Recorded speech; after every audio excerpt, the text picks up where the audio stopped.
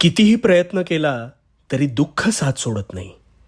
सतत काही ना काहीतरी मागे लागतंय म्हणतोस. आता ह्यावर उपाय शांतपणे ऐक. मुळात दुःख हे तुझ्यावर आलेलं संकट जरी असलं तरी ती तुझ्या मानसिकतेची आणि सहनशीलतेची कसोटी आहे. आता ह्या कसोटीला तू कसं सामोरं जातोस हे तितकंच महत्त्वाचं.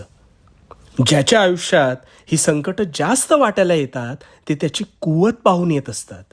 कारण जो हे वादळ झेलू शकतो तोच स्वतःला पेलू शकतो.